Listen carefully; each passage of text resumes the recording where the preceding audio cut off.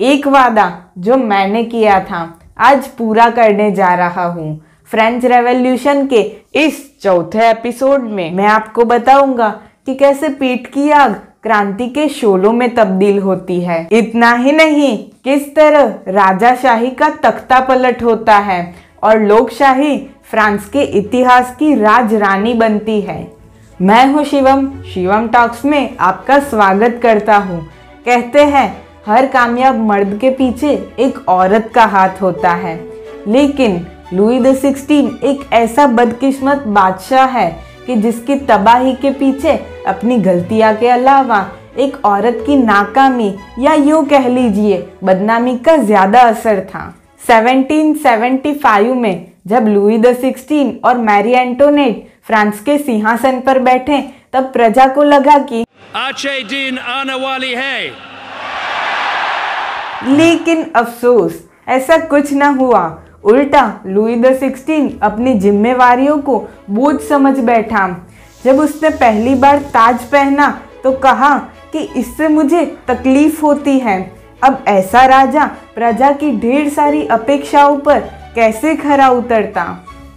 आगे बढ़ने से पहले चलो फ्रांस की शासन व्यवस्था को भी समझ लेते हैं। राजा का कोई भी हुक्म पार्लियामेंट की मंजूरी के बिना कानून नहीं बन सकता था। पार्लियामेंट के 3 हिस्से थे।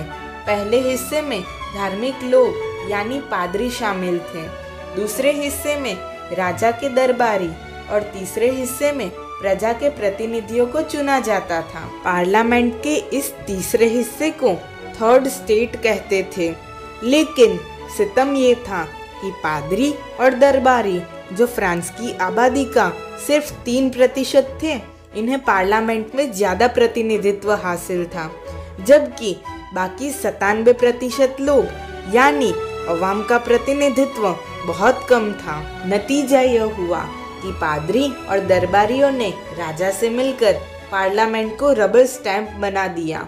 दरबारियों ने राजा की मदद से दौलतमंद तबके पर से सारे टैक्स खत्म कर दिए। इतना ही नहीं, प्रजा पर तरह तरह के टैक्स लगाकर प्रजा को टैक्स की चुंगाल में जकड़ लिया था। अब मैरी एंटोनेट की बात करते हैं। वह एक फिजूल खर्ची यानी उड़ाउरानी साबित हुई। कहते हैं फ्रांस के इतिहास में इससे ज्यादा फैशनेबल रानी कोई नहीं हुई। हर रोज इसके बालों का स्टाइल अलग ही होता था।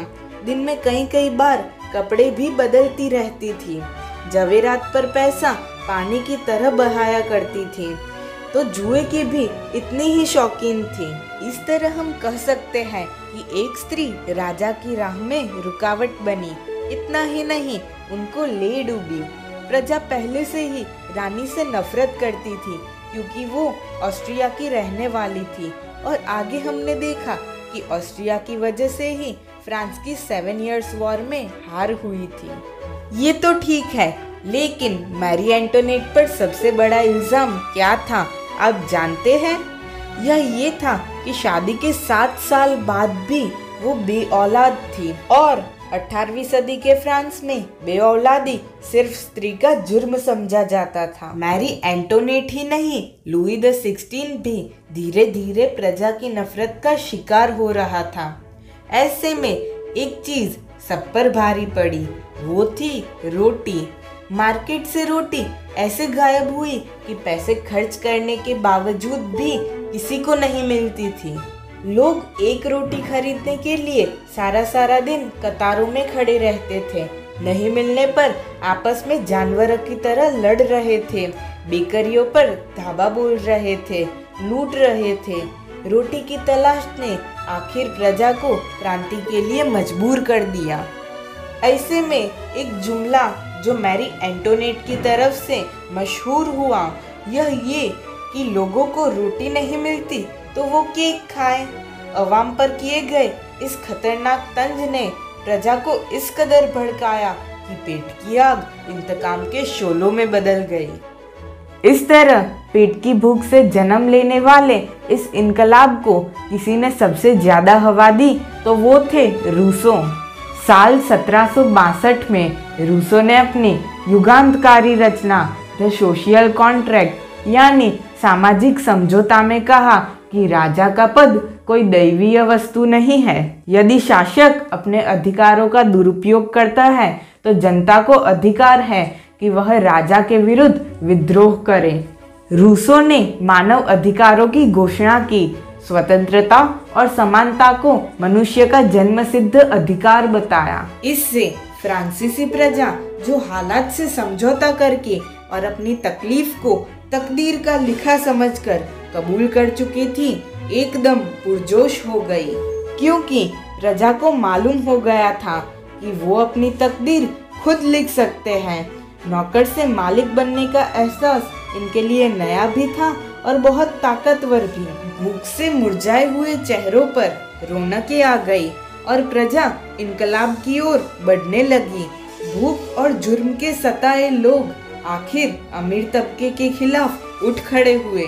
फ्रांस में अब एक ऐसा इनकलाब आने वाला था जो बाद में आने वाले हर इनकलाब, फिलसूफी और चार्टर की बुनियाद बनने वाला था। अब थर्ड स्टेट यानी प्रजा, बादशाह और चर्च दोनों के सामने सर उठा रही थी।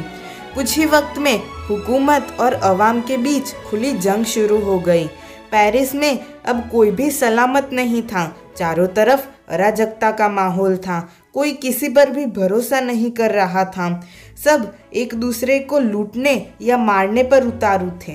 वैसे भी इनकलाब और फसाद में भेद करने वाली लकीर बहुत बारीक होती है और ये लकीर आज यहाँ मिट गई थी। लेकिन पेरिस में एक जगह ऐसी भी थी जहाँ के रहने वाले खुद को बहुत सलामत समझते थे। ये जगह थी बिस्टिल का शाही कैद खाना, यानी पेरिस की सबसे बड़ी जेल। जेल की दीवारें किले की तरह मजबूत थी। दीवारों पर तोपें लगी हुई थी। किले के चारों तरफ फौजी चौकन्ना खड़े थे। यह ऐसा कैद खाना था जहां चिड़िया को भी पर मारना बहुत मुश्किल था। लेकिन कैद खाने में एक ऐसी चीज भी थी जो जेल से जुड़े हर शख्स के लिए मौत का पैगाम बनी। वो चीज क्या थी? टीपू सुल्तान का दूत फ्रांस क्यों आया? टेनिस कोर्ट में आखिर क्या हुआ था?